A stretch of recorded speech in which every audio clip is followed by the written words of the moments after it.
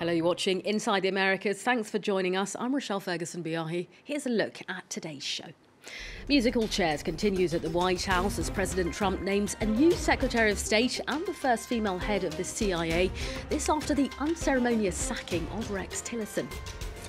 Maintaining a campaign promise, Trump inspects a series of prototypes for a wall he wants built along the US border with Mexico.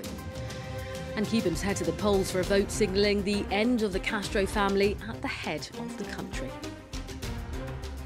But first, in the latest chapter of the White House's revolving door, President Trump has named CIA Director Mike Pompeo as the new Secretary of State.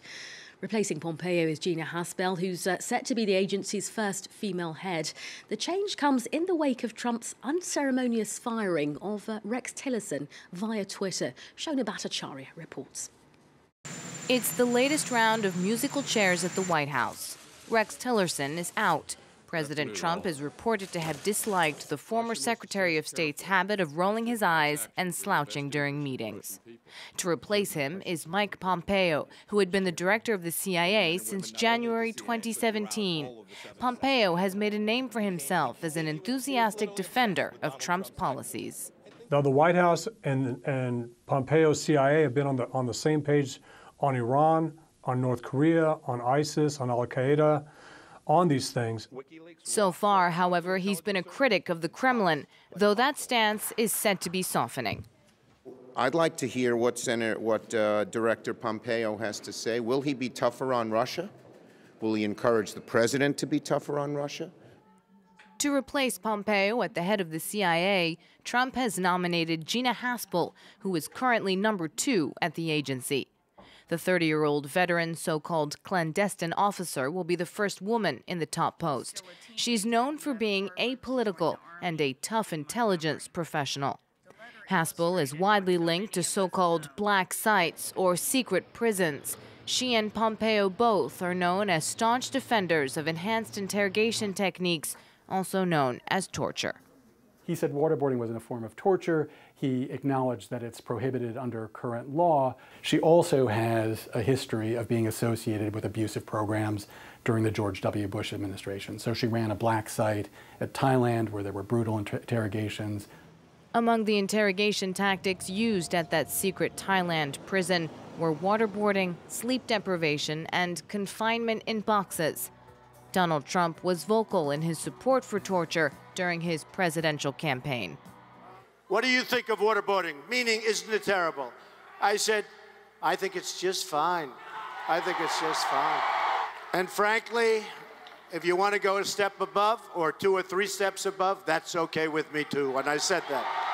Trump has since reversed his position, in line with U.S. law that banned enhanced interrogation, including waterboarding, in 2015.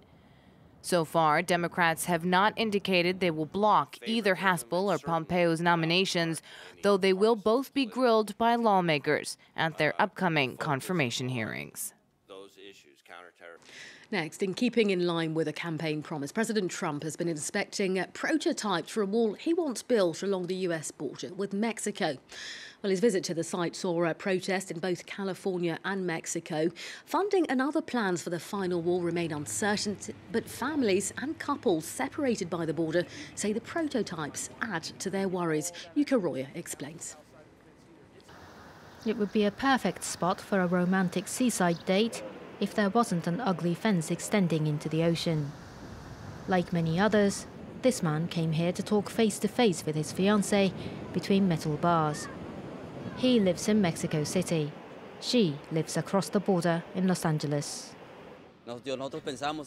We thought we would be closer, but we've come to realize that because of the laws on the other side, it's not going to be how we expected. The border fence separating Tijuana and San Diego has been here a long time and has become a popular meeting spot for divided families and friends. A few kilometers away lie segments of much taller, more menacing concrete walls, prototypes of the one Donald Trump has promised to build. Nearby, a family, including toddlers, attempt to cross over the fence. They were promptly detained by police.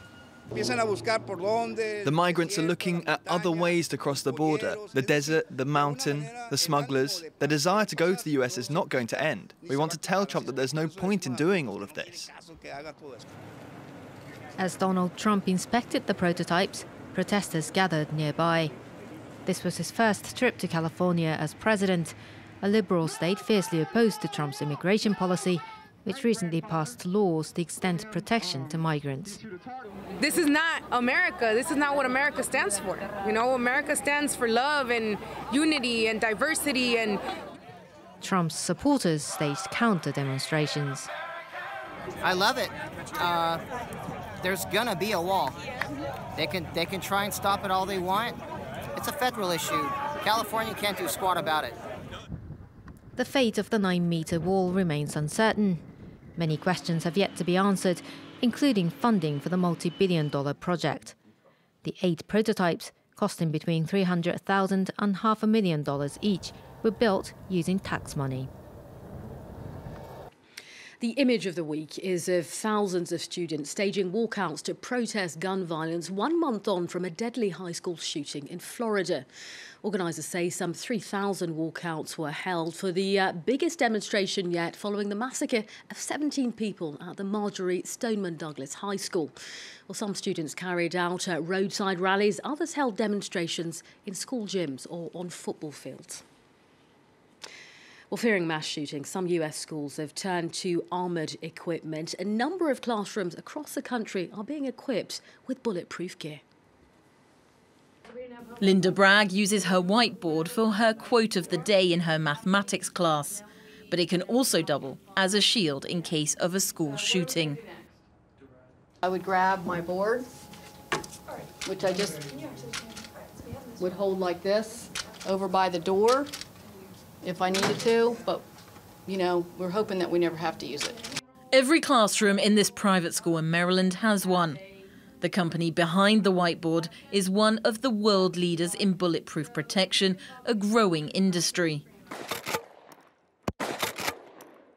Hardwire is also supplier to the US Army and police force.